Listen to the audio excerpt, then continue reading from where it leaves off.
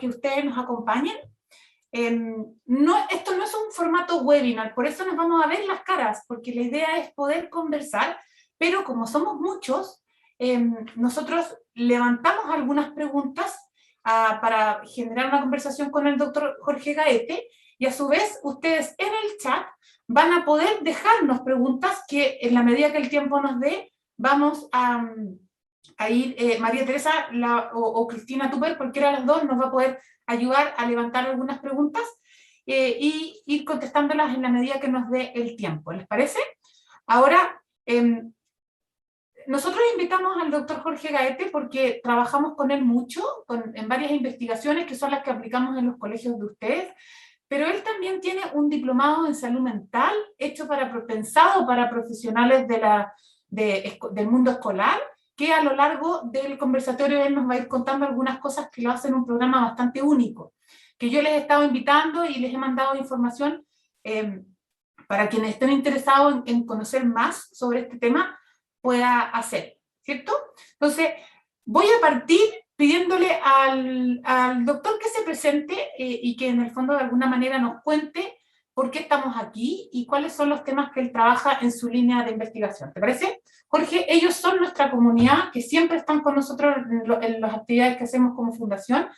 Los conocemos a muchos, así que cuéntales tú qué es lo que haces y en tu línea de investigación en la Universidad de los Andes donde tú trabajas.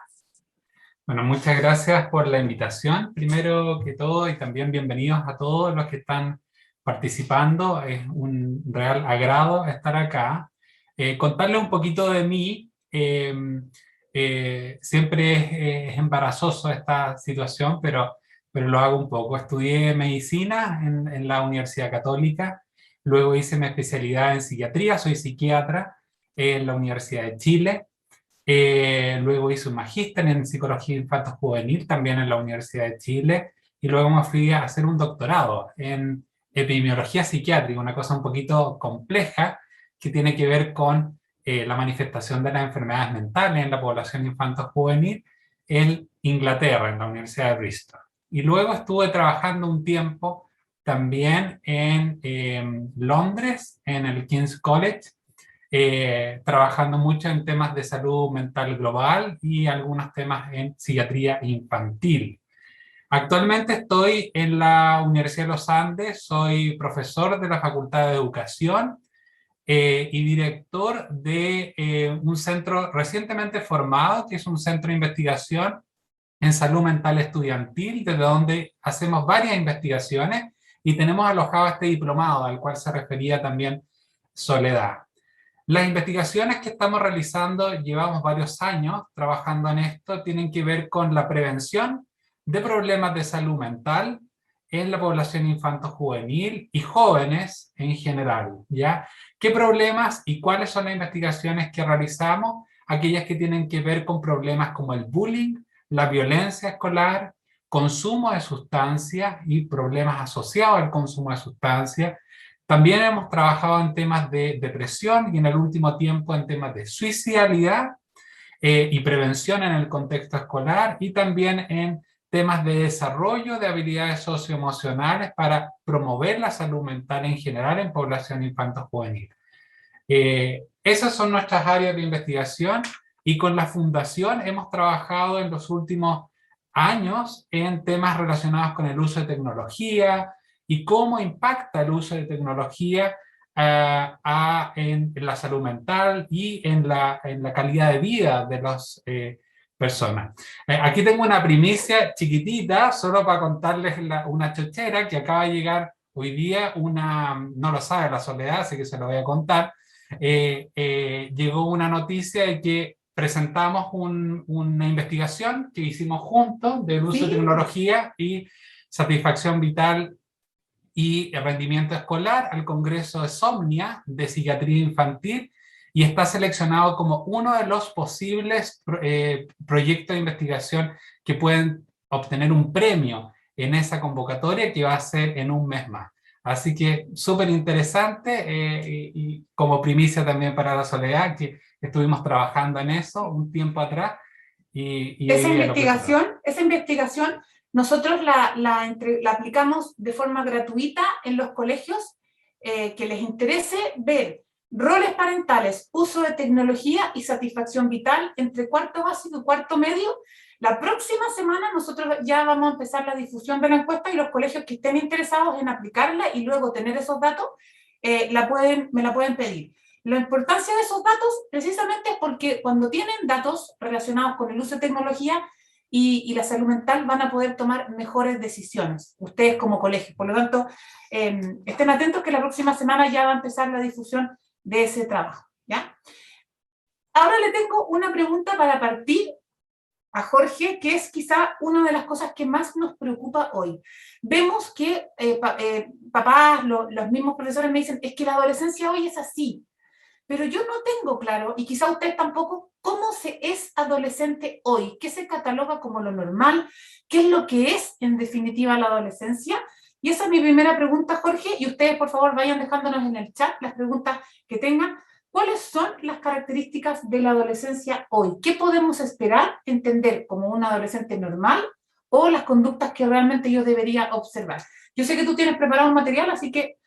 Sí, voy a partir con algunas cosas muy generales acerca de la adolescencia y luego les voy a compartir algunas ideas que resumí brevemente y que sería bueno como conversar un poco. Pero lo primero es decir que la adolescencia es un periodo muy importante en el desarrollo de las personas y que tiene como gran característica, uno podría decir, o como gran desafío el desarrollo de la identidad.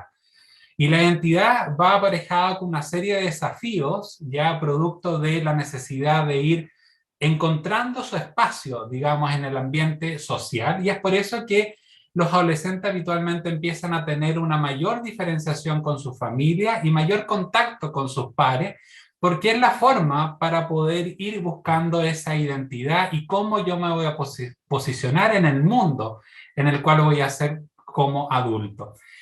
Hay muchos cambios que se producen en la adolescencia, ustedes lo saben muy bien, cambios del punto de vista físico, cambios del punto de vista psicológico, cambios del punto de vista social, pero estos cambios en general debieran ir generando alguna adaptación frente a las distintas exigencias que se van produciendo. Uno podría decir que la gran mayoría de los adolescentes son personas que debieran transitar sin problemas durante este periodo, que es muy de muchos cambios, de muchas dificultades, obviamente, pero yo diría que entre el 70 y el 80% de los adolescentes debieran tener un desarrollo más o menos normal, ya con los vaivenes que vamos a ver un poquito y algunos signos de preocupación.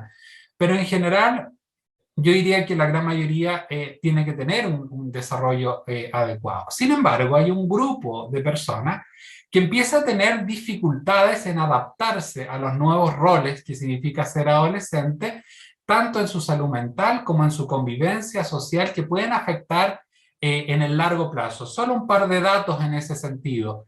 Cerca del 70%, 75% de las personas que tienen alguna patología mental de adulto comienza antes de los 18 años a tener manifestaciones de esa patología.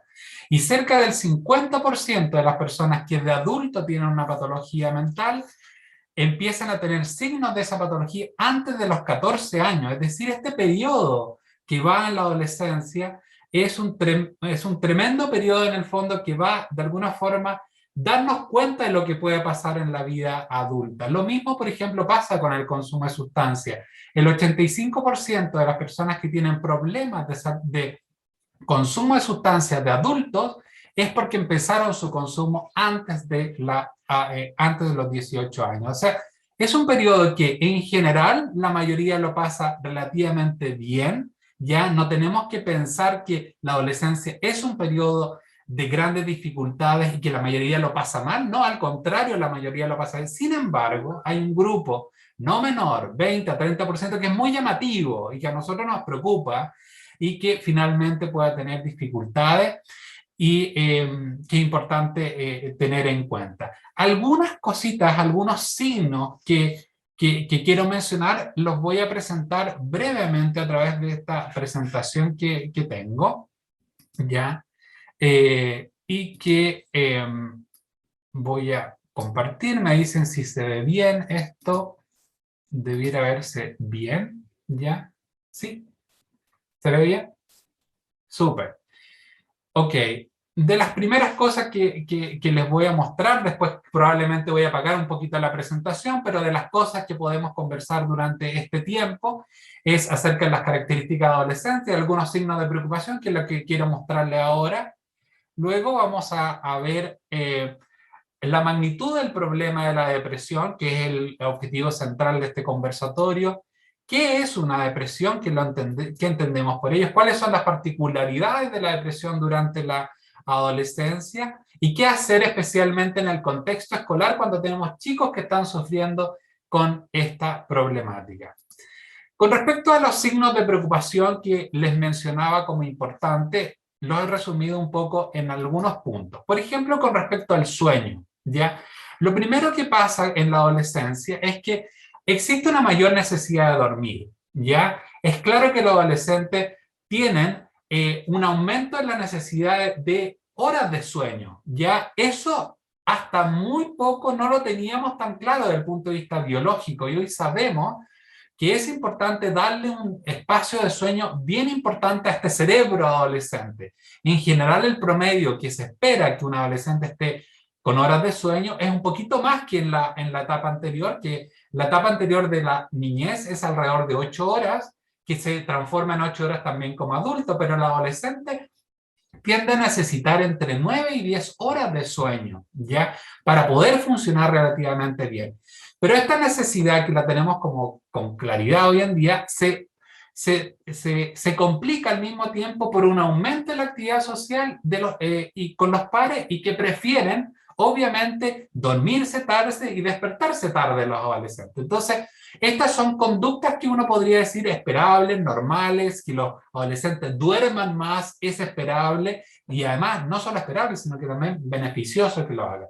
Sin embargo, eh, si pasa todo el día durmiendo, si por dormir se empieza a aislar de los amigos, ya, si no llega a tiempo a la escuela en forma repetitiva, por ejemplo, se queda dormido, llega tarde y esto se repite uno y otro día, ya, o por el contrario, no puede dormir porque tiene dificultades, porque tiene muchas preocupaciones, cuidado, estos son signos que nos llaman la atención, es importante estar muy atentos a eso. Claramente todos hemos tenido la experiencia de estudiantes, de alumnos que empiezan a llegar más tarde, ya que están con mucho sueño durante la sala de clase, incluso se quedan dormidos, ya, cuidado, esos son signos de mayor preocupación.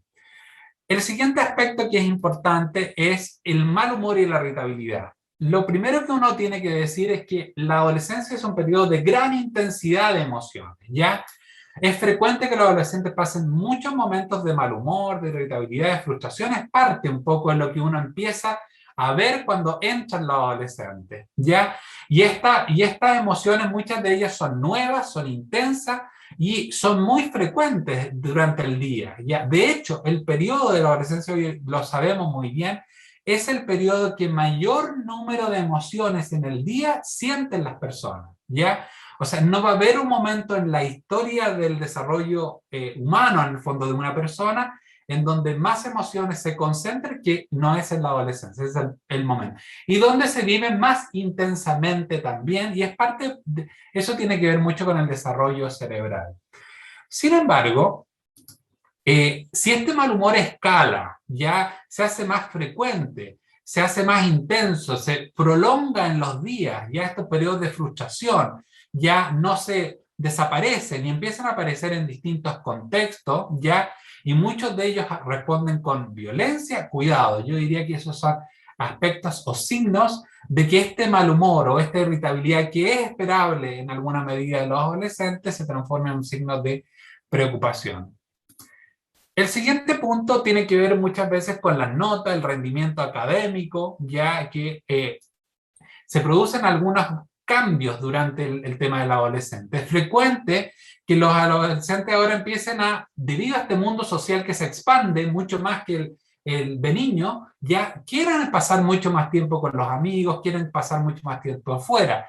eso reduce necesariamente la interés y la motivación por estudiar, por hacer las tareas. Y por otro lado, también vemos, especialmente en la adolescencia, el tema de la preocupación por el rendimiento y el efecto que puedan tener sus notas, por ejemplo, en el futuro.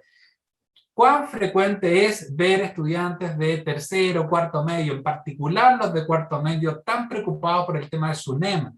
¿Ya cuánto van a tener para aproximarse a la PTU, por ejemplo? Eso es una fuente de estrés bien importante y es frecuente de ver en los adolescentes. Sin embargo,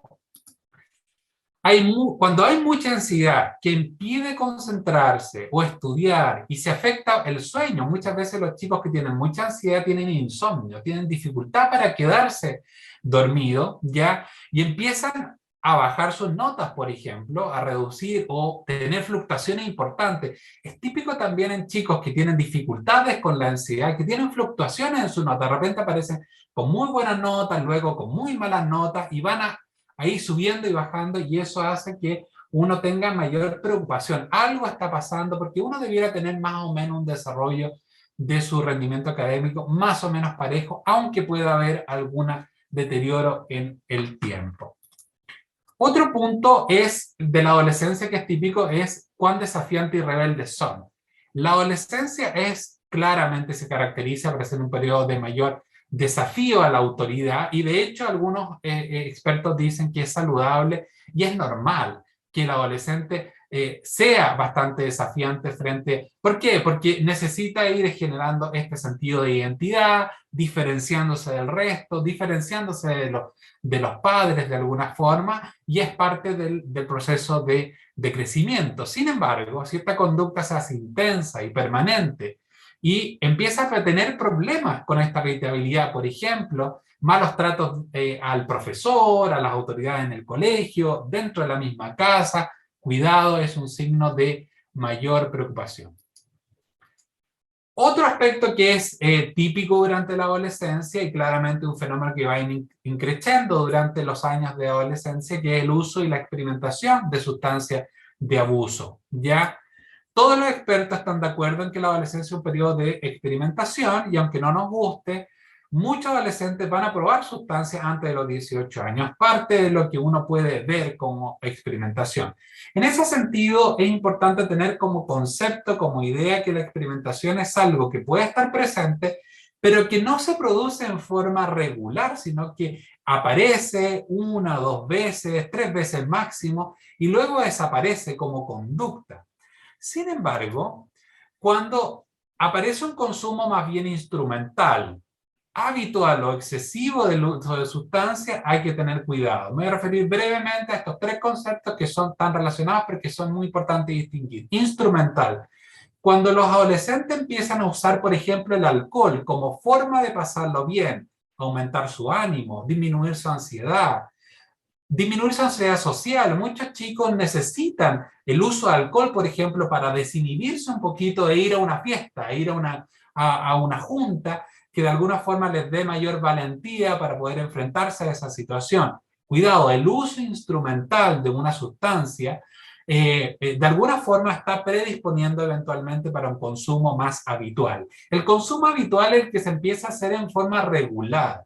Es aquel que ya no es experimental, el que empieza a aparecer todos los fines de semana, cada vez que sale de fiesta, cada sábado, cada viernes, de alguna forma empieza a instalarse como parte del hábito de la salida de los adolescentes. Cuidado con ese uso porque sabemos que el uso habitual muchas veces lleva a un uso excesivo, que es el siguiente aspecto que tiene que ver con aumentar el uso de sustancias, en particular el alcohol, por ejemplo, en forma excesiva para lograr ciertos efectos. Sabemos que el consumo en exceso de alcohol, por ejemplo, produce un deterioro no solo en el funcionamiento cerebral, sino que también en la estructura cerebral y compromete gravemente el desarrollo cerebral futuro. El consumo de marihuana, sabemos hoy en día con claridad, dos aspectos: afectan aspectos cognitivos de su desarrollo en el tiempo y aumentan la probabilidad de tener trastornos psicóticos y eventualmente, por ejemplo, desencadenar una esquizofrenia. Se han hecho estudios, chicos que podrían no haber tenido una esquizofrenia, pero el uso de marihuana precoz pudiera haber tenido un rol en el desencadenar una enfermedad psicótica en el tiempo. O sea, cuidado con el uso instrumental, habitual, excesivo de sustancias. Mentir o no ser completamente honesto es parte de lo que nos toca vivir muchas veces con los adolescentes. Ya no es infrecuente que los adolescentes se tornen menos abiertos a hablar de sus temas, con más secretismo, ya quieran mayor privacidad en varios aspectos de su vida y también querrán tomar sus propias decisiones sin consultar mucho a los papás o a los adultos responsables que están alrededor. De alguna forma ellos se encierran en su pieza, tienen sus propios, quieren ir generando. ¿Por qué? Porque partí primero con esta idea del desarrollo de la identidad. La identidad es un elemento importante definido por Erik Erikson hace un tiempo atrás sobre los roles importantes de las tareas vitales del desarrollo como parte de la adolescencia. Ahora, sin embargo, si la mentira aparece, o peor aún, si se hace muy frecuente, aparece esta mentira patológica, especialmente relacionada con el ocultar conductas riesgosas o peligrosas, cuidado, ¿ya? Está bien que se puedan tornar más privados o querer mayor privacidad en sus temas, pero otra cosa es mentir, y otra cosa es mentir patológicamente sobre algunas situaciones de mayor riesgo. Y por último, quiero mostrarles como signos también con respecto al uso de tecnología, de lo que conversábamos previamente, ya. Hoy en día sabemos que nuestros adolescentes son nativos digitales, nacieron con un gran desarrollo de dispositivos y de redes sociales que todos conocemos y se mueven sin problema en ellos, es parte de su vida, ¿eh? Muchas veces nosotros les pedimos a ellos que nos enseñen cómo poder manejar estos instrumentos. Ya, y es esperable por lo atractivo que son estos dispositivos y las redes sociales que pueden pasar mucho tiempo conectados. Sin embargo, es importante tratar de retrasar el uso especialmente el uso tecnológico lo que más se pueda y evitar que estos chicos estén conectados en forma excesiva. Una de las cosas que estamos viendo en un estudio reciente que estamos haciendo acá en Santiago sobre el uso de tecnología, vemos que de los adolescentes en general pueden pasar cerca de un tercio, incluso hasta la mitad de los adolescentes, refieren que están pasando durante la pandemia más de 5 horas conectados sin considerar el tiempo que le dedican al tema escolar. O sea, están pegados a una pantalla o a un dispositivo prácticamente todo el día, ¿ya? Y claramente las recomendaciones no son esas por distintas razones, entre ellas por el efecto que produce en el desarrollo cerebral, el cuidado del sueño, la pantalla y la luz azul, son temas que afectan claramente el ritmo circadiano y eso puede afectar el sueño, que es tan importante como lo dije y partí con eso como importante para los adolescentes. Ahora, es importante ver si ellos no pueden desconectarse, por ejemplo, de un videojuego, que eventualmente lo podrían hacer, pero si no pueden, el riesgo de adicción existe. Y eso es uno de los estudios que también estamos pensando para el futuro con la Fundación, ya de poder evaluar qué está sucediendo en Chile con respecto a esta temática que es tan relevante también. Y también si hay cambios de humor o cambios de conducta con el uso de redes sociales, por ejemplo, si los chicos se encierran frente al uso de redes sociales, o si están conectados y cambian su humor y aparecen irritables, cuidado con que puedan estar recibiendo algún tipo de amenaza o acoso a través del ciberbullying, ya son signos que nos debiera llevar a preocuparnos. Eso es un poco lo que quería mostrarles con respecto a la adolescencia y creo que ahí sí.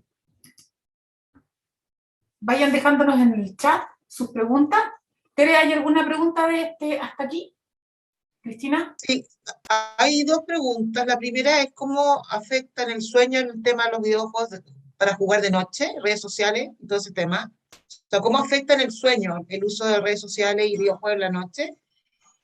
Y hay otras dos preguntas más en el chat que tienen que ver cómo se justifica postergar. Dice... perfecto. ¿Cuáles son las desventajas de los libros digitales en relación a que muchos colegios lo están usando? Por ejemplo. Sí, con respecto a lo primero, yo creo que es importante tener en cuenta que muchos de los dispositivos tienen esta luz que efectivamente es una luz poco natural y de poco, digamos, que pueda ser leída claramente con respecto al desarrollo cerebral, y es por eso que afecta. Sabemos que afecta la luz, especialmente si se ocupan los dispositivos en la tarde, en la última parte del día y en la noche especialmente, afecta la producción de melatonina, altera el funcionamiento hormonal y puede afectar de alguna forma el ritmo circadiano, que hace que los chicos tengan menor eh, eh, eh, un sueño más normal de alguna forma. Se altera la arquitectura del sueño producto del uso de los dispositivos, especialmente al final del día o durante la noche. Y en ese sentido tiene muchos efectos, dos efectos bien particulares que un poco, que tienen efectos en la salud mental. Sabemos que horas de sueño disminuidas pueden alterar y empeorar cuadros de salud mental, pero también hemos visto que las alteraciones hormonales pueden estar muy asociadas a cambios en temas del apetito y eventualmente aumento del apetito y aumento del peso. Mucha de la obesidad, algunos expertos piensan que mucha de la obesidad actual, especialmente población infanto-juvenil, está relacionada con el uso de dispositivos, especialmente al final del día y en la noche. Con respecto había otra pregunta que tenía que ver con cómo justificar el retraso. Por ejemplo, es muy típico es cuándo le vamos a dar el celular a los niños. Esa discusión es como clásica para los papás y ya empiezan, producto de que muchos niños ya lo tienen, entonces dije, ¿hasta cuál es el momento? La recomendación actual, por lo menos de la Academia de Pediatría de Estados Unidos, es retrasarlo lo que más se pueda, el uso del celular, especialmente por el tema de el contacto con redes sociales, ¿ya? Y es por eso que, no sé si todos saben, me imagino que sí, es que mucha de la legislación americana es que no pueden acceder a cuentas personales de redes sociales si no tienen 13 o más años, ¿ya? Entonces uno lo retrasa hasta ese tiempo, y en particular la recomendación es no antes de los 14 años. Ese es como sé que es difícil, sé que hoy en día todos lo tienen, pero esa es una recomendación, y mientras más lo retrasemos, mucho mejor para el desarrollo, especialmente el tema del sueño y el cuidado, ¿ya? Y los riesgos de adicción, obviamente. Doctor, defínenos o explícanos qué entendemos por depresión, porque vemos alumnos que hoy en día en pandemia están bastante impactados, están tristes, no los hemos visto todos, porque los vemos muchas veces por pantalla, no se conectan. Ojalá nos puedas definir lo que es la depresión adolescente. Muy bien. Sí, de todas maneras, la depresión es un cuadro clínico ya que se caracteriza fundamentalmente por la presencia de al menos dos síntomas, ya puede estar uno u otro presente, que tiene que ver con una baja de ánimo o una pérdida del placer por las cosas que habitualmente me producían placer, que es lo que se denomina anedonia. Ambos síntomas son los característicos, ¿eh? Y esta sintomatología se presenta por un tiempo determinado, tiempo que tiene que ser de al menos 2 semanas en forma más o menos continua en el tiempo. O sea, no es que un día esté triste o un día esté desganado, sino más bien un periodo de 2 semanas en donde haya tristeza y o anedonia o pérdida del placer por las cosas que habitualmente se producen. Tengo placer. Pero además, no es suficiente eso, sino que tengo que tener una serie de otros síntomas acompañados con eso, y se han definido síntomas que tienen que ver, por ejemplo, con fatigabilidad, con cansancio, presencia de problemas para dormir, ya sea en exceso o en defecto, insomnio, problemas para alimentarse, por ejemplo, comer en exceso o reducir la cantidad de ingesta alimentaria, ya agitación psicomotora o enlentecimiento psicomotor.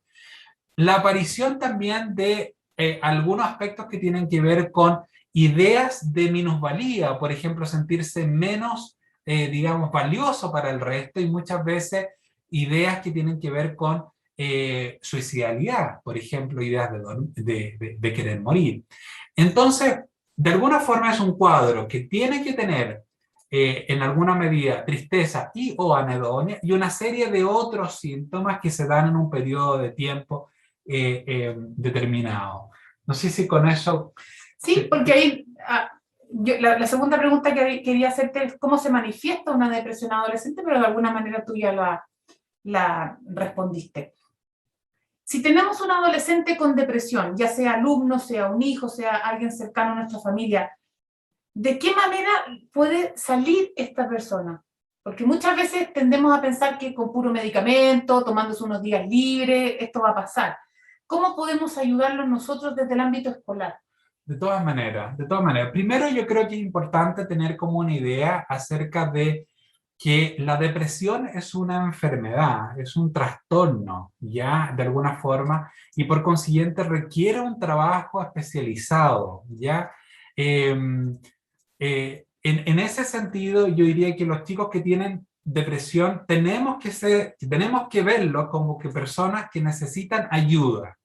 Una de las primeras cosas que tanto para los padres y apoderados como al personal escolar, que es bien importante, es poder identificar estos signos, ¿ya? Estos signos que recién conversamos. Por ejemplo, estos cambios de humor que se van produciendo, baja en el rendimiento escolar, aislamiento social, reducción del número de amigos que tienen, una serie de cambios, todo lo que significa cambios en el proceso habitual de desarrollo emocional o social o cognitivo, por ejemplo, temas de rendimiento, esos cambios, cuidado, poder identificar bien y generar mecanismos como de apoyo, ¿ya? Ahora, ¿cuáles son los apoyos que uno puede presentar en general con respecto a los adolescentes que tienen este trastorno? Primero, del punto de vista escolar, es ver la necesidad de generar una red de apoyo, una red que puede estar circunscrita, por ejemplo, al mismo grupo de amigos o de compañeros que está alrededor.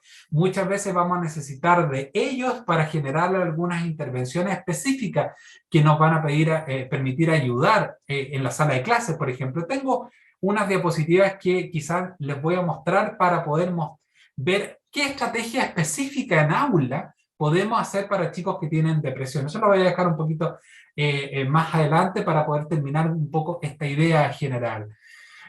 Buscar redes de apoyo en amigos, buscar redes de apoyo en el colegio en general, por ejemplo, con profesores que estén disponibles, por ejemplo, que sean cercanos a los estudiantes, muchos de ellos van a ser del equipo de convivencia escolar, la dupla psicosocial que puede estar participando en muchos de los establecimientos. Ellos pueden ir teniendo aspectos que ayuden, periodos de conversación, de apoyo, ya de desahogo muchas veces de los estudiantes, a veces no tienen con quién conversar su problemática, ya que permita eso. Y por otro lado, derivar, o sea, esto desde el colegio, pero también derivar en el sentido de generar redes que permitan un trabajo en conjunto con los padres y apoderados, pero también con los equipos de salud que están alrededor, ya sea en la atención primaria, ya sea en una consulta, un apoyo de una terapeuta, de una psicóloga, establecer una relación de colaboración en ese cuidado, en esa red. Chicos con depresión, lo primero que tengo que hacer es identificar. Segundo, poder generar estos apoyos y estas redes de trabajo para que el chico se sienta de alguna forma que está siendo visto, ya que a alguien le preocupa, que alguien está preocupado de su desarrollo en particular, es tremendamente vital. Ahora, partía esta intervención con esta pregunta, con el tema de que la depresión es un trastorno que requiere un diagnóstico específico, y es por eso que es importante finalmente llegar a una derivación y a un diagnóstico bien preciso. ¿Por qué? Porque existen grados de depresión. La depresión uno podría manifestarla como en 3 grandes grados: aquellas que son leves, aquellas que son moderadas y aquellas que son graves, ¿ya?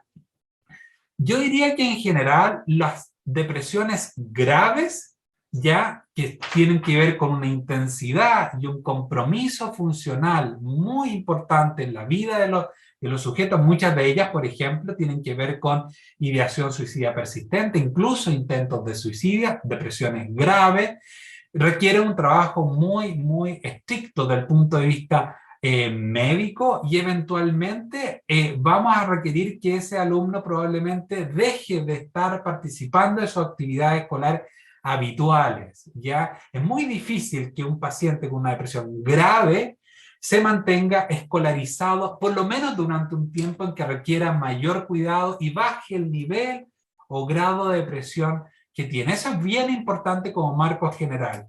¿Qué sirve para una depresión grave en general? Sirve un tratamiento farmacológico, ya probablemente, y con un tratamiento psicológico específico. Muchas veces un tratamiento que tiene que ver con un cuidado en particular, con algunas teorías, por ejemplo, una terapia cognitivo-conductual, una terapia interpersonal o una terapia conductual dialéctica, por ejemplo, que son las que más se ha probado por cuadros de depresión grave. Esos cuadros requieren un abordaje terapéutico, psicoterapéutico, ya muy preciso y probablemente también un trabajo farmacológico. ¿Por qué lo separo de las depresiones leves a moderadas? ¿Por qué? Porque para las depresiones leves, que eventualmente pueden seguir manteniendo un funcionamiento general en el establecimiento educacional, no se ha demostrado con mucha claridad la superioridad en el uso de farmacoterapia, por ejemplo, ya por sobre el uso de psicoterapia. Ya la psicoterapia está claramente indicada para una depresión leve, porque pareciera tener mucho más efectos beneficiosos que el uso temprano de una farmacoterapia en particular. Cuando se hace la depresión más intensa y se transforma en una depresión moderada, ahí tengo una disyuntiva de si inicio o no un tratamiento farmacológico o solo me quedo con un tratamiento psicológico particular. Muchas veces yo diría que la recomendación es el uso de una intervención farmacológica e ir evaluando el efecto que esto tiene en el mediano y largo plazo. Ahora, ¿qué pasa con la moderada? Yo diría que va a depender un poquito fundamentalmente de las redes de apoyo y de los cuidados que se pueden implementar en el establecimiento educacional para que ese chico pueda seguir asistiendo a clase. De alguna forma le he dado como un orden, de alguna forma de cuál es el nivel de involucramiento que los adolescentes pudieran tener con su establecimiento educacional de acuerdo a la intensidad sintomatológica y el cuidado que uno tiene que tener en algunas de las intervenciones que hace. Ahora, hay cosas más precisas, no sé si tienes aquí alguna tengo unas otra, preguntas bien interesantes, que es algo bastante común. Mira, César Rosa nos pregunta, ¿qué le diría usted al adulto responsable para respaldar como establecimiento educacional que tiene un hijo que está con depresión, que en el fondo se le recomienda psicoterapia o que consulte por algún apoyo? Esto es muy común porque en los colegios vemos apoderados que niegan, no, si esto es así, si hay que, mi hijo siempre ha sido un poquito así, calladito, y finalmente nosotros como profesores nos damos cuenta. Pero ayúdanos tú con tu experiencia, ¿qué le digo a ese adulto que está negando esa situación para que se haga cargo? Porque los colegios no lo podemos hacer. De todas maneras, a ver, yo diría que uno de los aspectos que generalmente yo utilizo para poder trabajar con las familias y poder de alguna forma ir generando una real necesidad de apoyo, ya muchas veces, como tú dices, pueden tener elementos como de negación, y objetivar un poco más la sintomatología que se presenta en el adolescente. Y muchas veces yo les pido, ya cuando me han llegado a la consulta estos adolescentes, entonces yo les pido 3 reportes, ¿ya? Entonces le paso un cuestionario al adolescente, le paso un cuestionario al profesor, que de alguna forma genera un puntaje para ver cuál es la visión que tiene él dentro del establecimiento educacional, y le pido también que objetive esa información los padres y apoderados. Muchas veces con esa información presente, cuando de alguna forma se refleja eso, los padres y apoderados bajan la guardia completamente y dicen, no, aquí necesitamos tener ayuda porque efectivamente nos estamos dando cuenta de que eso está teniendo un efecto. El trabajo con los colegios es tremendamente no solo útil, sino que necesario, y genera muchas veces muchos frutos de acuerdo al trabajo del desarrollo a largo plazo, cuando tenemos que atender chicos que tienen una depresión. Y el hecho de objetivarlo también nos permite tener un seguimiento en el tiempo. Probablemente 4 semanas u 8 semanas después de haber iniciado el tratamiento, muchas veces volvemos a objetivar y vemos efectivamente si ha habido cambios eso. El hecho de tenerlo en un papel, con un cuadro como muy claro, eso permite tener una sensación también de avance, de que se están produciendo cambios, ya sea positivos, que muchas veces se logran, o ya sea de estancamiento, que nos permiten, nos hacen decir, ok, tenemos que generar alguna diferencia. Ustedes se estarán preguntando, ¿y de dónde sacamos los cuestionarios? Bueno, esos cuestionarios están disponibles hoy en día, gracias a Dios. Nuestro equipo incluso, u otros equipos de otra universidad, han desarrollado validaciones de instrumentos para la evaluación en colegios, ¿ya? Y en la atención primaria también de estos cuadros. ¿Tú los tienes, doctor? Exactamente. ¿Los puedes compartir? Los puedo compartir completamente. ¿Y me los puedes dar para yo mandárselos a ellos mañana? De todas maneras. Listo. ¿Los niños tienen depresión, doctor? Los niños tienen depresión, tienen mucha menos depresión que los adolescentes. En general, los adolescentes tienen, se caracteriza porque durante la adolescencia se produce un aumento de la presencia de sintomatología anímica, particularmente en mujeres. En relación a los hombres, las mujeres tienden a tener mayores cuadros depresivos en la adolescencia y eso se mantiene en el tiempo. Algunos estudios en Chile muestran que la prevalencia de depresión es 2 hasta 4 veces más frecuente en mujeres que en hombres y que esa diferencia se empieza a presentar desde los 10, 12 años, cuando empiezan con la pubertad y empiezan a haber algunas diferencias. Antes de los 10 años, la presencia de depresión es frecuente, o sea, es posible, aunque menos frecuente, y lo que es bien interesante es que la relación hombres-mujeres es prácticamente 1-1, no hay diferencia, y en ese sentido se comportan bastante parecidas en hombres que en mujeres. Pero en la adolescencia se produce una diferencia que no sabemos muy bien. Todavía muchos han atribuido la diferencia a temas hormonales. Obviamente las hormonas en la adolescencia son distintas en hombres y mujeres y su desarrollo y su funcionamiento, pero no es tan claro que sea completamente o necesariamente completamente biológico, sino que también puede haber aspectos de cultura, de crianza, de exigencia por parte de los distintos roles, ya, y que eventualmente también tengamos una sobreexigencia, algunos de los roles femeninos dentro de las culturas que todavía se mantienen en el tiempo. Pudieran haber algunos aspectos en esa relación. No sé si te contesto con... Perfecto. Pero yo sé que yo tengo una inquietud que te aseguro, y está en el chat, y te aseguro que todos tienen. Nosotros como profesores estamos formados para hacer clases. Matemáticas, yo enseño tecnología, y ellos tienen otra especialidad. No soy psicóloga. Ellos, algunos son, otros no. Pero como profesora jefe, observo un montón de conductas que me parecen anormales y tengo una mínima capacidad de detectarlas. Y una vez que las detecto, ¿qué le recomiendas tú a ese profesor? Porque en el fondo aquí todos hablan de protocolos, hablan de reglamentos, pero finalmente la responsabilidad siempre cae en el profesor, que o habló algo que quizá no era depresión, si era un mal momento, y pucha, o bien de repente calla algo que no vio y también puede tener cierta culpa, entre comillas.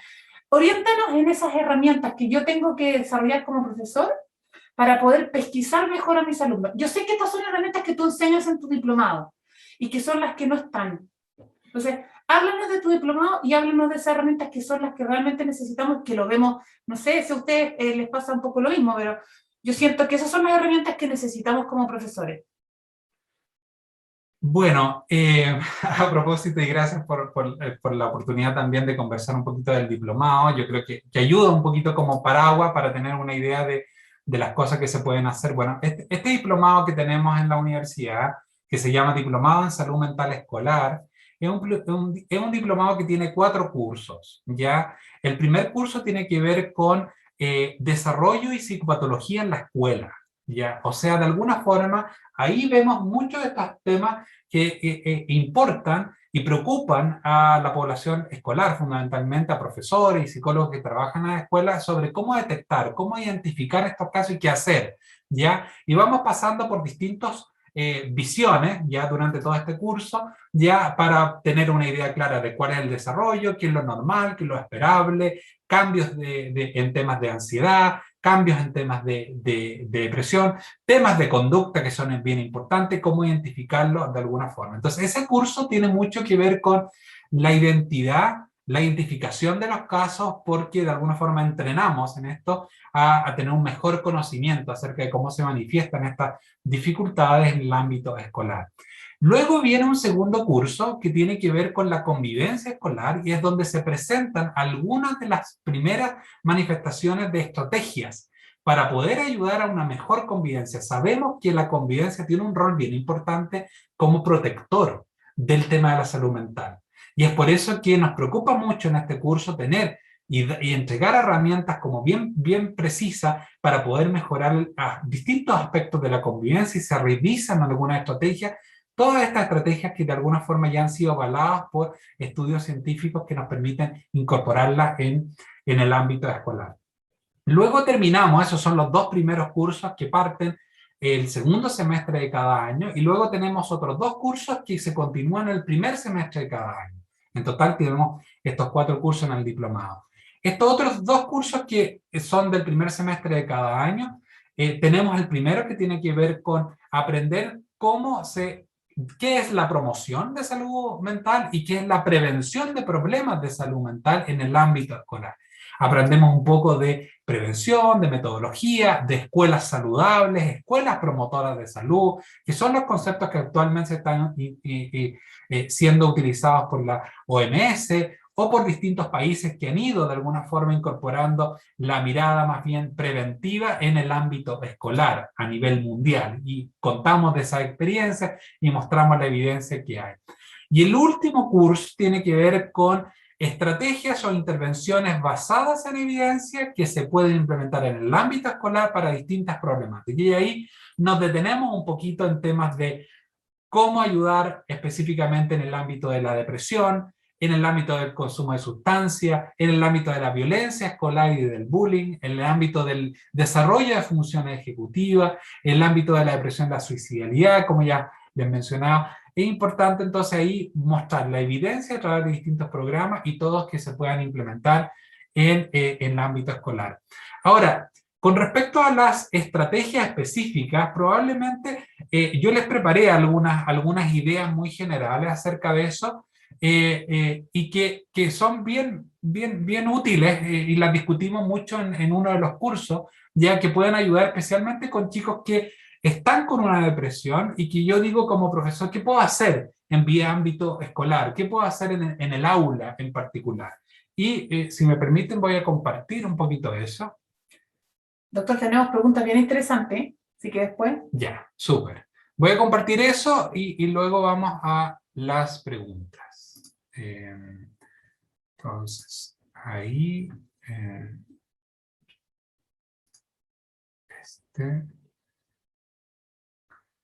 aquí.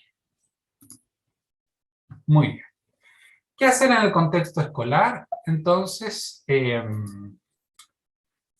bueno, lo que yo les decía acá, fundamentalmente como resumen acá, primero identificar, segundo apoyar, activar redes de apoyo, como yo les decía, derivación eventualmente, tercero implementar intervenciones preventivas, es bien importante desde el punto de vista como estructural de la escuela, que pueda implementar algunos programas basados en evidencia que ayuden al desarrollo psicosocial de los estudiantes, y cuarto, acción de apoyo frente a un caso con una depresión.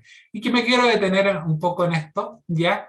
Esto está extraído de las clínicas de psiquiatría infantil de Norteamérica, ya mostrarle un poquito. Y le voy a mostrar aquí las manifestaciones y luego cuáles son las estrategias que se pueden hacer en sala de clase, por ejemplo.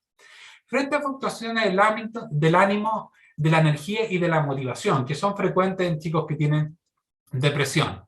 Bueno, reducir la carga académica, las demandas y ajustar de acuerdo a estos incrementos, de acuerdo a las posibilidades que se van enfrentando los estudiantes. Esto debiera ser como parte del trabajo específico que hacen los profesores. Frente a las dificultades de concentración y de terminar las actividades, que les cuesta terminar, falta de energía, ¿cierto? Falta de concentración, proveer muchas veces material audiovisual, ayudar con otras estrategias de aprendizaje de las tradicionales para poder de alguna forma ir generando otros mecanismos de mayor atención o motivación. Dificultades para entender las instrucciones más complejas o leer textos largos, ¿ya? Dividir las tareas, monitorear la comprensión y los avances. La monitorización de la comprensión y los avances es tremendamente importante. Muchas veces uno cree que solo con, de alguna forma, fragmentar o dividir las tareas es suficiente, ¿no? Es importante ir chequeando, ir evaluando si esa comprensión se va produciendo o no. Sabemos que los chicos con depresión tienen dificultades en la atención y en la motivación importantes que pueden afectar su rendimiento en general. Dificultades para llegar temprano y disposición para aprender, por ejemplo, el tema del insomnio que conversamos. Organizar los espacios de trabajo separados si es necesario. Muchas veces a lo mejor sabemos que va a llegar más tarde, quizá generar un ambiente en el cual permita tener una mayor flexibilidad sobre el uso de los espacios y los tiempos en ese estudiante. Dificultades con habilidades sociales, con límite o con relaciones con pares. Ubicar a estudiantes, por ejemplo, con compañeros prosociales, eso ayuda muchísimo. ¿Se acuerdan lo que yo les decía de generar o activar una red de apoyo con los mismos estudiantes? Identificar a aquellos que pueden ser de alguna forma guías, ya que nos permitan apoyar, sobre todo estos alumnos prosociales, aquellos que tienen una buena convivencia, que sean amables y que permitan de alguna forma niveles de empatía suficientes para entender las dificultades que pueden estar presentando ellos y apoyarlos, digamos, en ese proceso. Frente a fluctuaciones en las capacidades cognitivas y físicas y la presencia de efectos secundarios, por ejemplo, el uso de medicamentos, evitar la sobrecarga, ya sea en sala y clase, entonces dividir las tareas o reducir las tareas y permitir hidratación, por ejemplo, dentro de la sala de clase. Muchos medicamentos producen efectos a nivel físico, por ejemplo, muchos chicos se quejan de sequedad bucal y a veces uno no lo toma en cuenta y es un elemento importante, entonces que tengan su agua disponible o permisos para ir también al baño. ¿Qué otras manifestaciones? Disminución de la planificación, organización y razonamiento abstracto. Obviamente afecta la concentración y la planificación de los estudiantes. Entrenamiento en habilidades, ya con terapeutas ocupacionales, con psicólogos escolares o especialistas en aprendizaje. Por ejemplo, nosotros ahora estamos haciendo trabajo bastante con terapeutas ocupacionales que lo derivamos en el fondo, son chicos que, por ejemplo, que les cuesta volver a clase, entonces necesitamos hacer una aproximación como muy sucesiva, primero con aquellas clases que más les gusta y que se sienten como menos exigidos, posteriormente vamos aumentando la carga y lo hacemos de forma progresiva. Los terapeutas ocupacionales tienen como este entrenamiento muy claro sobre esfuerzos progresivos y que ha ayudado muchísimo a chicos que tienen depresión y actualmente estamos trabajando muchísimo esa línea. Mayor sensibilidad a la crítica percibida, sobre reacción emocional por cosas aparentemente pequeñas, que es frecuente. Crear un plan de estrategias de autocalma, por ejemplo, ayudar, saber lo que están trabajando con los psicoterapeutas, o bien también implementarlo en la sala de clase, por ejemplo, temas que tienen que ver como dibujar o escribir, ir de alguna forma descubriendo cuáles son las estrategias que mejor se ajustan a cada uno de los estudiantes para poder calmarse. Niveles de ansiedad que interfieren con la capacidad para evaluar lógicamente una situación, dificultad, vergüenza o duda de comunicar la necesidad, que pasa mucho con estos chicos.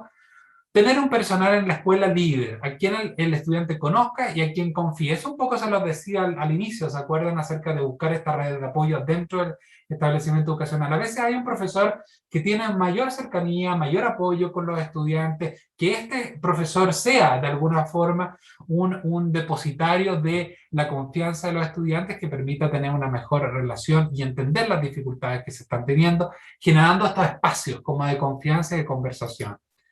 Disminuir el interés disminución del interés por la actividad escolar, especialmente problemático para tareas de grupo, ya, por ejemplo, agrupaciones dinámicas y útiles, en el sentido de que de alguna forma los vamos cambiando de grupo donde puedan funcionar mejor, ser muy flexible quizás en esos aspectos. Baja en calificaciones, por falta de interés, pérdida de motivación, ausencia excesiva, ya ajustar expectativas, reuniones regulares para revisar el progreso que está teniendo cada uno de estos niños. Y por último, el pensamiento del todo y nada, que es muy frecuente en los chicos que tienen una depresión, es que de alguna forma hay un pensamiento como catastrófico, así que todo va a salir mal, todo me va a ir mal, no voy a pasar el ramo, ya.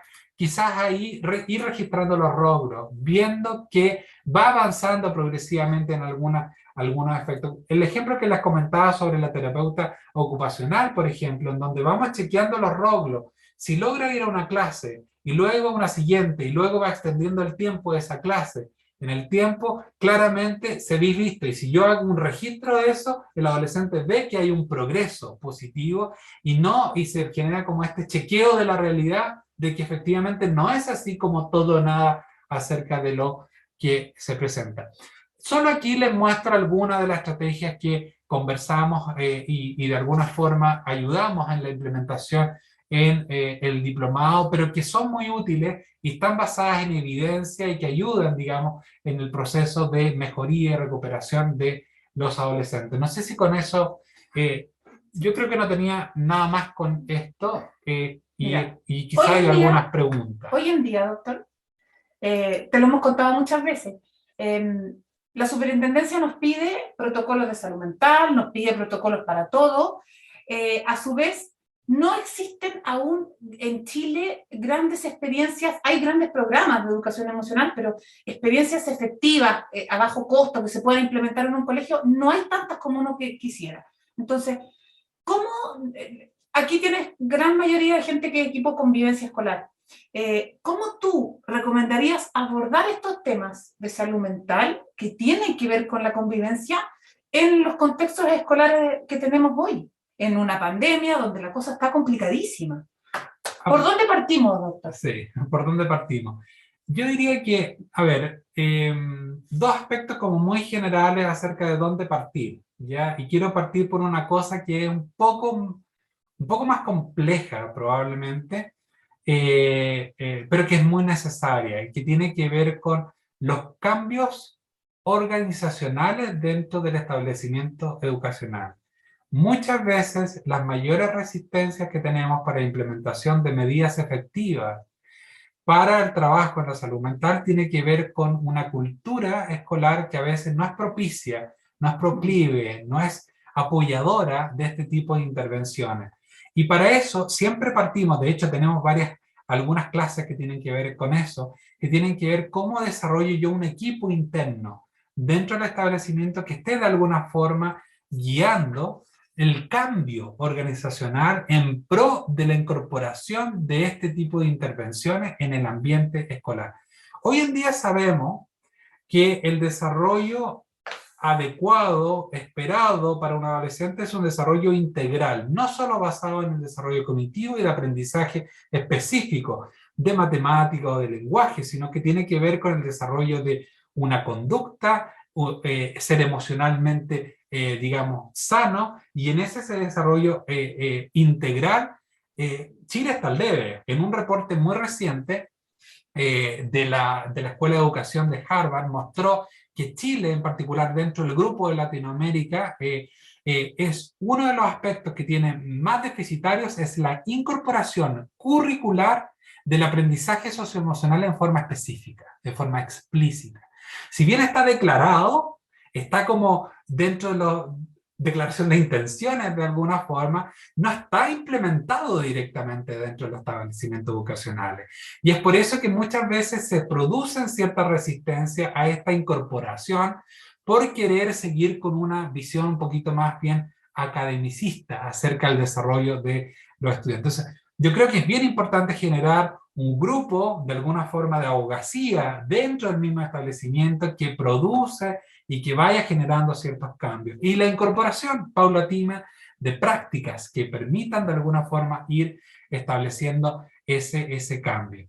Eso es lo difícil probablemente, pero parto por eso porque es un elemento que es necesario. Si no tenemos un buen apoyo desde el punto de vista de la autoridad del colegio para implementar cambios y prácticas basadas en evidencia, es muy difícil implementar muchas cosas. Entonces tenemos que ir generando ese compromiso de las distintas autoridades.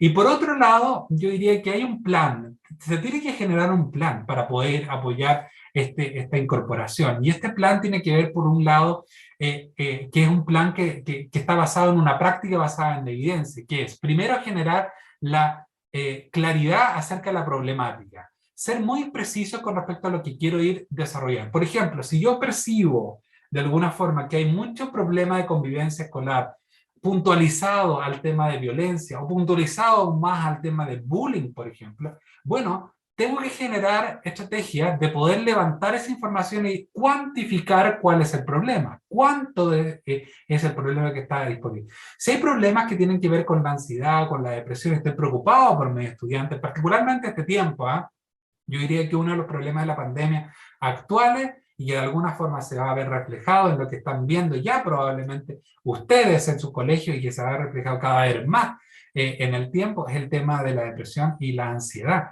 Los chicos están teniendo muchas dificultades y en particular el elemento, perdón la derivación acá, pero que es muy importante para entender un poquito el fenómeno que se está viviendo hoy día durante la pandemia.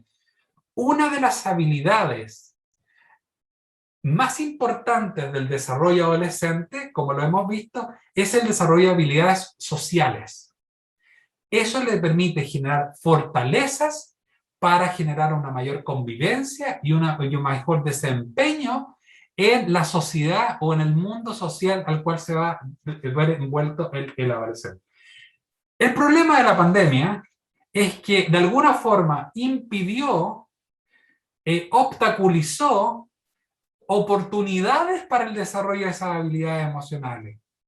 En particular las habilidades sociales, la interacción con otros. ¿Por qué? Porque restringió los encuentros, restringió las posibilidades de participar en las clases, en los grupos.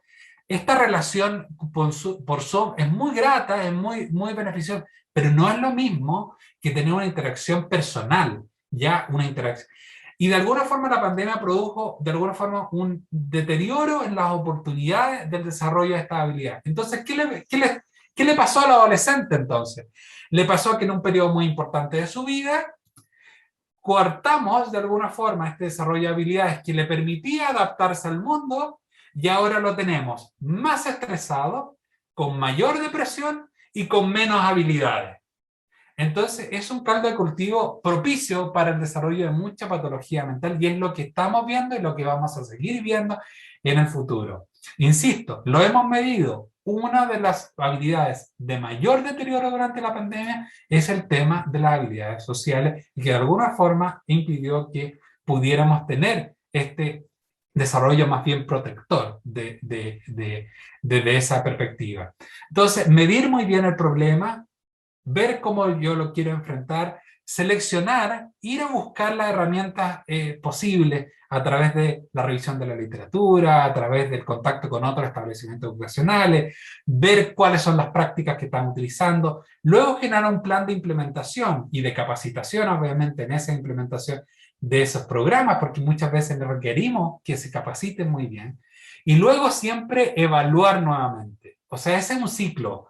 Identificar la problemática, seleccionar las intervenciones, implementar y capacitar de una forma adecuada y luego evaluar nuevamente. ¿Lo estamos haciendo bien? ¿No lo estamos haciendo bien? ¿Se redujo el problema? ¿No se redujo el problema? Ese ciclo virtuoso que está basado en el modelo de práctica basada en la evidencia es lo que nosotros enseñamos mucho y hoy en día el gold standard, de hecho, en el trabajo de las escuelas en el desarrollo de habilidades socioemocionales para la promoción de la salud mental en general. No sé si te contesto con eso. Me contesta perfecto. Verónica Cáceres nos preguntaba qué factores han influido esta vez en que los jóvenes tengan más depresión. Yo creo que ahí se respondió.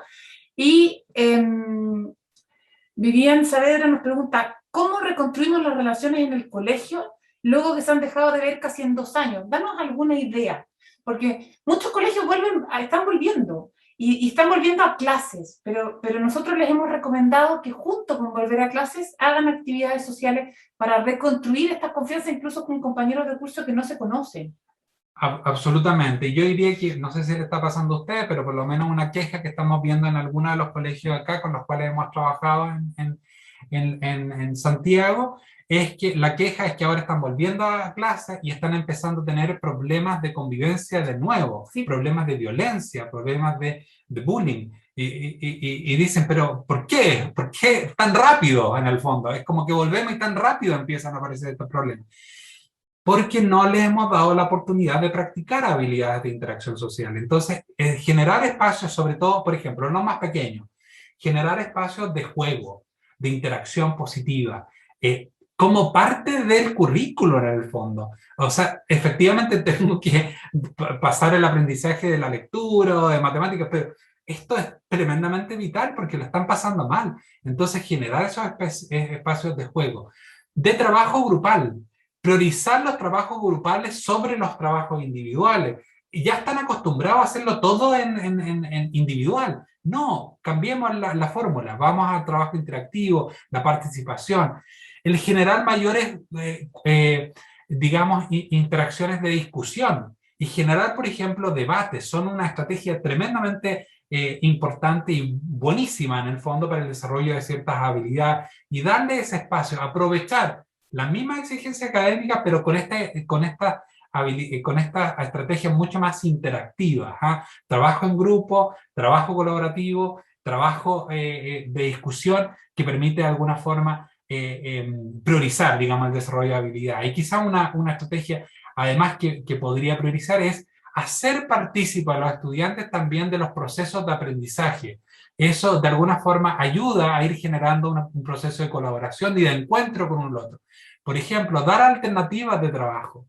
Muchas veces se ocupa. Eso se ocupa mucho en otros países en donde se quiere fomentar el trabajo de desarrollo socioemocional e incorporar en otras áreas del aprendizaje, por ejemplo, el que los estudiantes puedan elegir sobre las áreas de evaluación que yo lo voy a evaluar.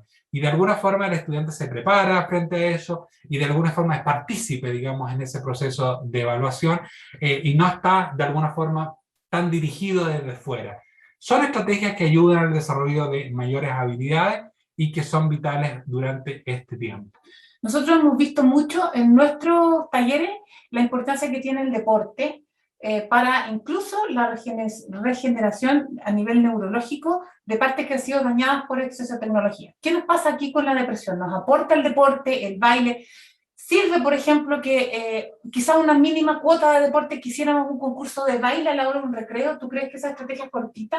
Háblanos un poco de eso, porque esas son cosas que los colegios tienen a mano. Súper buena pregunta. A ver, desde el punto de vista, yo lo voy a enmarcar desde el punto de vista terapéutico, específicamente de la depresión.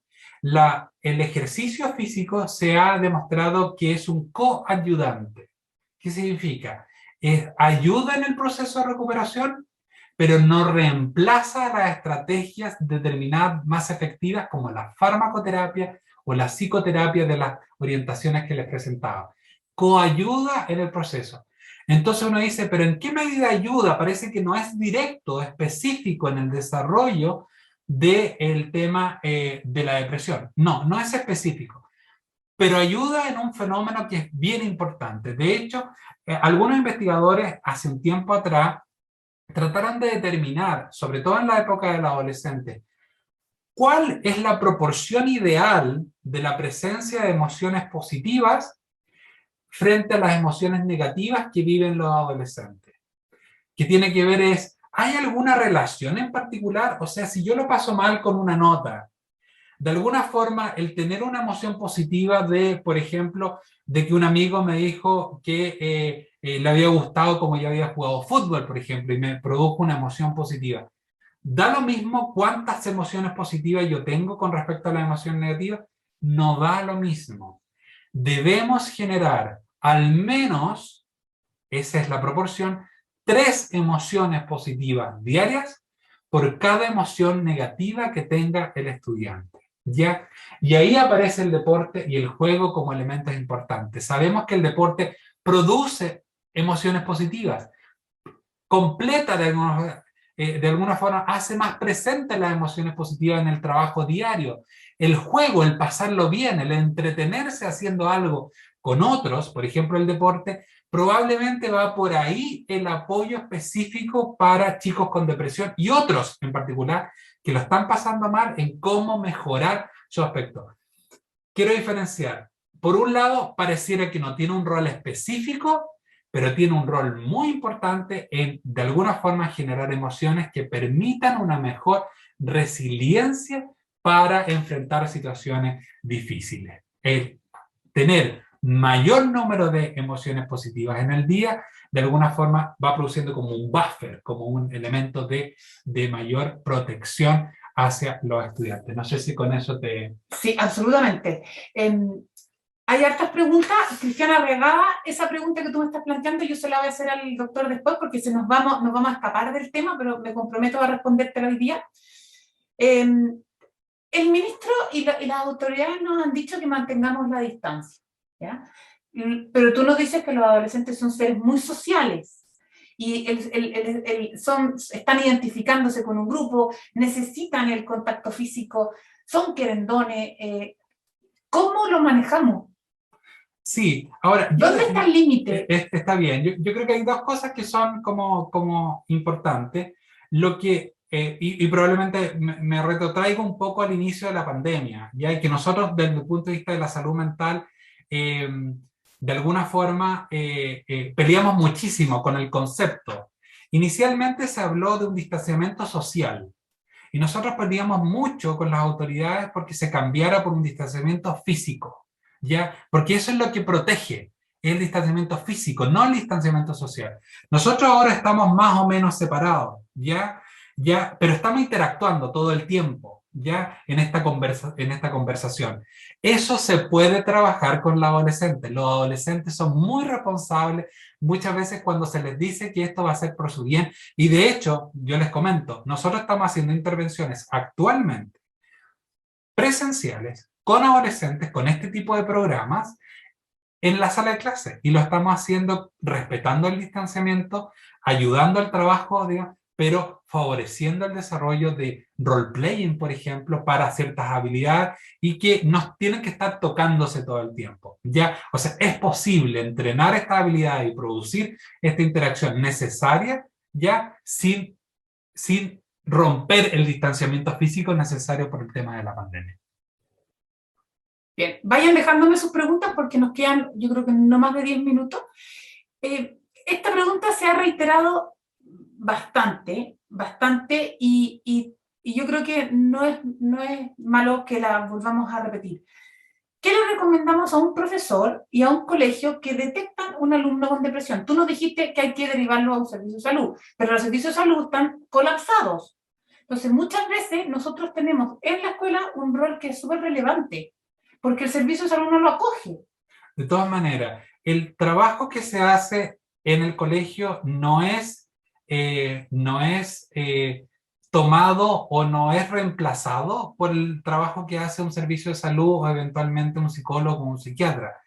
Es complementario, es decir, el trabajo en el establecimiento educacional, de alguna forma tenemos que tener profesionales, psicólogos de convivencia escolar o la dupla psicosocial, de alguna forma entrenados, y sabemos que están entrenados de alguna forma para generar momentos de contención, evaluación regular. Eso no significa que lo estén tratando, pero significa que lo están conteniendo y de alguna forma están ayudando en el proceso de mejoría.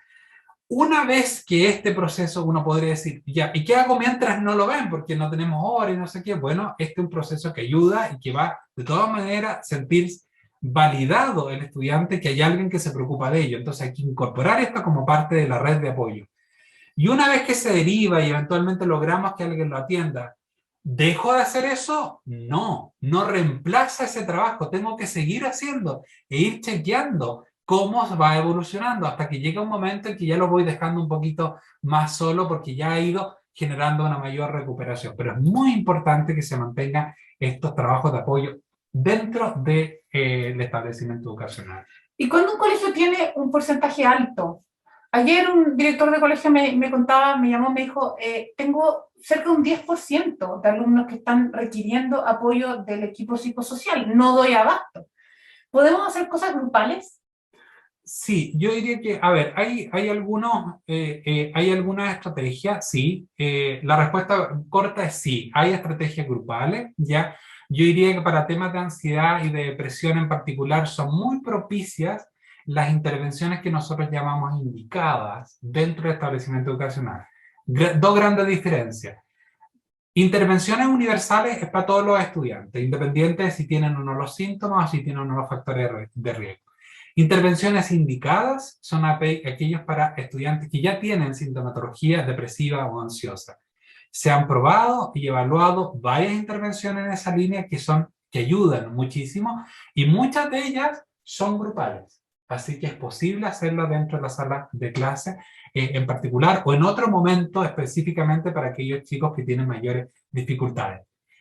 Voy a hacer al tiro el cambio, que es importante, no sé si viene una pregunta ahí, pero lo hago al tiro porque a veces... ¿y sirve para otro tipo de problemas? ¿Cuáles? Porque depende. Por ejemplo, ¿sirve para problemas de trastornos de conducta? Por ejemplo, problemas de conducta en que yo hago intervenciones grupales. En general, no sirve. ¿Por qué? Porque se ha visto que en general los problemas de conducta, cuando se hacen intervenciones grupales, tienden a tener una especie de contagio, de alguna forma, de alguna de las conductas. Y eso puede, de alguna forma, empeorar algunos de los resultados que se espera de la intervención si no son bien dirigidos. Así que hay que tener mucho cuidado. Al contrario, es muy frecuente que las mejores intervenciones para adolescentes en el ámbito de la depresión y la ansiedad sean grupales. Mira, no sabía. Han salido dos preguntas que tienen que ver en torno a los medicamentos. Si en esta etapa, porque darle medicamento a un adolescente que está en desarrollo no es menor, esto le puede influir para... Las preguntas que han salido son, ¿se puede hacer dependiente de la farmacología? Porque de alguna manera el remedio te hace sentir mejor.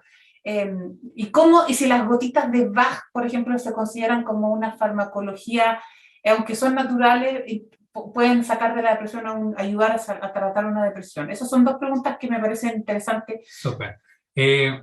Rápidamente digo, las flores de Bach, que si bien son muy comunes y muy frecuentes de utilizar, no tienen ninguna evidencia científica que avale su utilidad ni su efecto. Más bien tiene un efecto placebo, que tiene que ver con un efecto más bien de querer mejorarse y eventualmente algún bien produce, pero del punto de vista de la efectividad comprobada con respecto a un grupo control, por ejemplo, no hay ninguna evidencia en ese sentido. Con respecto al uso de la farmacoterapia en particular, el uso de los antidepresivos que utilizamos habitualmente para estos casos no tienen ningún riesgo de dependencia, ni uno, los antidepresivos que se ocupan. Pero una advertencia, eso es una advertencia más bien clínica, probablemente no tiene mucho sentido, pero es importante que ustedes lo sepan también para que estén como muy atentos. El uso de farmacoterapia en adolescentes es muy cuidadosa, ¿ya? Porque los antidepresivos, algunos de ellos, por ejemplo, han tenido efectos adversos no queridos, ¿ya? Y que han sido reportados, por ejemplo, incluso algunos han tenido un aumento en la ideación suicida. Ya lo que ha generado que en algunos haya una especie de mensaje de cuidado con el uso de estos medicamentos, y es por eso que el uso es se comienza con pequeñas dosis y con aumentos muy graduales acerca de su uso.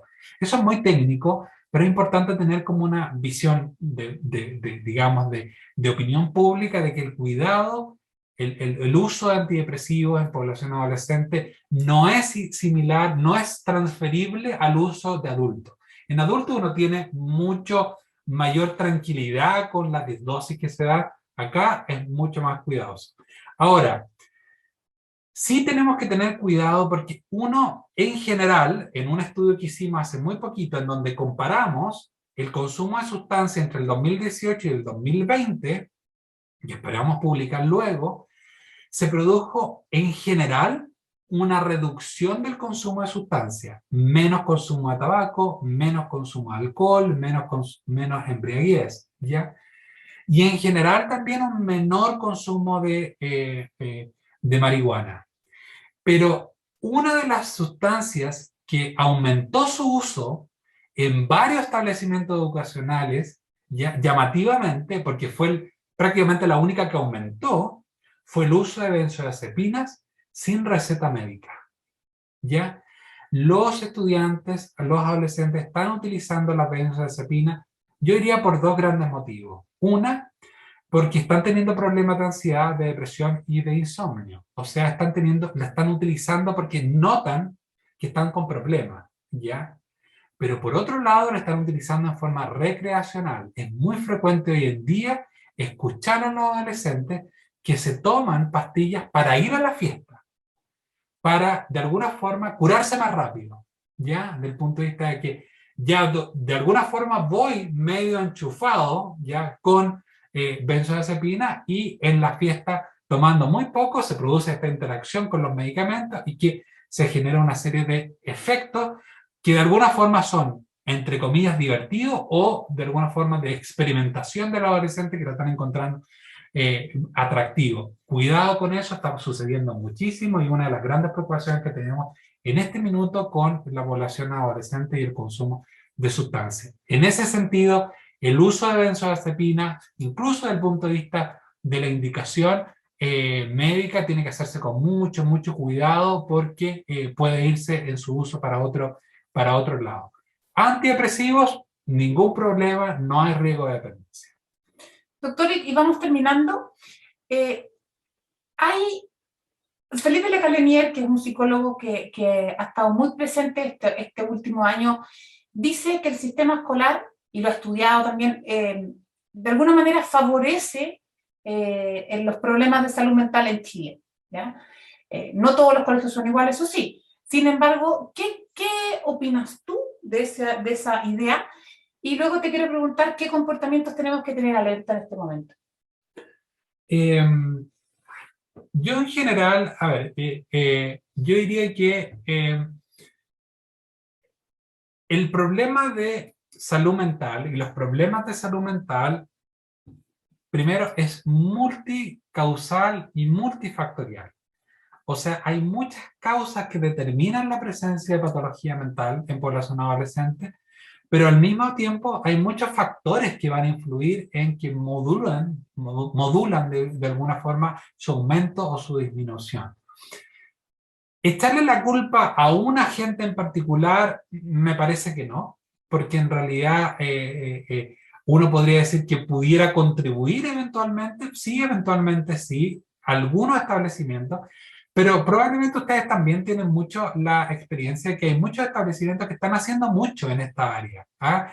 Uno lo quisiera con todos, pero hay algunos que sí están muy preocupados del tema del desarrollo integral, del desarrollo socioemocional, y de alguna forma están incorporando estrategias muy, muy plausibles, muy buenas para este desarrollo integral. En ese sentido, mi visión más bien es colaborar, cooperar con los distintos sistemas personal, familiar, escolar, comunitario, de alguna forma para que cada uno contribuya en la medida en que pueda para ir reduciendo los problemas de salud mental. Mi mirada más bien es, en este sentido, es un modelo más bien ecológico, en el fondo, en donde veo distintos factores, ya no me quedo con uno en particular, porque a veces pudiera generar la idea de que resolviendo eso resolvemos el problema, y no es tan así, ¿no? Porque el problema de salud mental es bien complejo en ese sentido. Me imagino. ¿Y a qué comportamientos debemos tener en alerta en los adolescentes? Con esta pregunta terminamos y vamos a hacer el cierre para que todos los interesados en participar de tu diplomado nos puedan contactar. ¿A qué tenemos que estar alerta? Yo diría que un poco como lo decía al inicio, un poco de la conversación acerca de la adolescencia, yo diría que cambios conductuales, emocionales y sociales ya importantes y persistentes en el tiempo nos tienen que generar una alerta. Por ejemplo, cambio en el estado de humor, ya si se torna muy irritable, cambios importantes durante el día, y que si esto se mantiene varios días, ojo, cuidado, probablemente estamos teniendo una manifestación de una problemática que debiera llamarnos la atención. Cambios conductuales, por ejemplo, chicos que empiezan a llegar atrasados, que no hacen sus tareas, que no estudian, chicos que tienen problemas de conducta, que se tornan más desafiantes, que cierran la puerta de un portazo, que se tornan violentos incluso en su respuesta. Cuidado, chicos que cambian de alguna forma su conducta a esta, cuidado. Y cambios sociales, por ejemplo, chicos que se aíslan, cambios que empiezan a tener menos amigos, a tener menos contacto con otros, de alguna forma empiezan a reducir sus actividades. Lo típico de los adolescentes, como yo les decía en algún momento, es la privacidad, el generar mayores espacios de privacidad. Pero claro, cuidado, si ese adolescente pasa todo el día, todos los días, encerrado, sin compartir con el resto de la familia, en ningún momento del día, cuidado. Si ese chico empieza a tener problemas con sus amistades en el colegio, cambios en el fondo en su desempeño social, cuidado. 3 aspectos como bien precisos, bien claros: emoción, conducta y social, ayudan a tener un panorama más o menos bueno de lo que está sucediendo en la vida de los adolescentes. Ya. Tu diplomado parte el 25 de agosto. Parte la próxima semana, el 25 de agosto, efectivamente. ¿Cómo son las clases? ¿Son vía Zoom? Las clases son vía Zoom, son de 3 horas cada clase. Partimos a las 5:30 hasta las 8:30 los días miércoles. ¿Solo los miércoles? Solo los miércoles, y estamos los miércoles prácticamente, entre comillas voy a decirlo, un año juntos en el fondo, porque estamos con clases durante el primer curso y el segundo curso hasta mediados de diciembre de este año. Luego hacemos un receso y volvemos en marzo y terminamos a fines de junio, principios de julio, dependiendo de los tiempos de feriados y cosas, pero más o menos eso. Así que de aquí, 25 de agosto hasta mediados de diciembre, y luego en marzo hasta fines de junio. Tú me dijiste que la gente que postulara a través de la fundación tenía un descuento importante, que era un 40% de descuento, que no es menor. Así que ahí está Cristina Tupper en el chat. Por favor, las personas que les interese, sin ningún compromiso, si les interesa tener información, pueden pedirla ahí. Cristina va a estar pendiente de mandarles su información mañana. Yo también, cuando les mande el material, se los voy a hacer llegar. Y también pueden tomarlo por cursos. También pueden tomar un curso, pueden tomar el curso de desarrollo de psicopatología en la escuela, o solo el de convivencia, o solo el de promoción y prevención, o el de intervenciones basadas en evidencia. También puede ser por curso. Y si van completando año a año, primero pueden hacer un curso y después lo completan después, pueden terminar el diplomado en un par de años, o 2 años, o 3 años si quieren. Súper. Bien. Entonces, ahí están escribiendo hartas personas que tienen interés, así que Cristina, tienes harta pega. De todas maneras, mañana les vamos a invitar, les vamos a mandar la información, y a nosotros ustedes saben que no nos gusta pasarnos en el tiempo, así que por ahora te lo agradecemos un montón, Jorge, y la próxima semana entonces van a recibir la información que tiene que ver con la encuesta que estamos haciendo sobre bienestar emocional, roles parentales y uso de tecnología. Viene una nueva investigación que vamos a implementar pronto, a finales de año, sobre adicción a pantallas. ¿Qué más tienes tú? Estamos en este minuto trabajando en temas de parentalidad. Vamos a trabajar sobre programas de evaluar algunos programas de parentalidad y validar algunos cuestionarios sobre parentalidad, así que también, si pueden estar interesados, posteriormente van a tener información sobre esas cosas. Tú nos prometiste de todas maneras, el PHQ-9 y el SDQ, que son las siglas de estos instrumentos que se pueden utilizar en la escuela para poder de alguna forma tener un screening, un tamizaje de dificultades fundamentalmente del área emocional y de depresión para los adolescentes. Bien. ¿Y la presentación la vas a poder compartir? De todas maneras. ¿También? Había más cosas ahí en la presentación, pero finalmente terminamos haciendo más un conversatorio, y algunas de las cosas ya las fui mencionando sin haberles mostrado alguna diapositiva, pero la van a tener de todas maneras. Bueno, mañana voy a hacer lo posible por enviarles temprano la información. El video lo vamos a editar, va a estar seguramente mañana a mediodía, no creo que antes, en nuestro canal de YouTube. Y va a ir el contacto del doctor, porque también si ustedes quieren pedirle sus investigaciones, sus programas para implementarlos en sus colegios directamente, no hay ningún problema que lo hagan. Así que, Jorge, te lo agradecemos mucho. Muchas gracias por la invitación. A todos ustedes también, gracias por participar. Llegamos casi a 200 personas y se los agradecemos mucho, porque la idea siempre es estar compartiendo en la medida que se pueda. Y ojalá que, como siempre les digo, no se queden con la información, hagan alguna reunión después con sus equipos, compartan lo que aprendieron, y así se va cerrando la brecha y aumentando la comunidad. Así que espero verlos pronto. La próxima semana también tenemos otros conversatorios, y todos los meses tenemos conversatorios distintos, así que ojalá también se puedan inscribir. Bien, los dejo, cuídense. Muchas gracias. A descansar.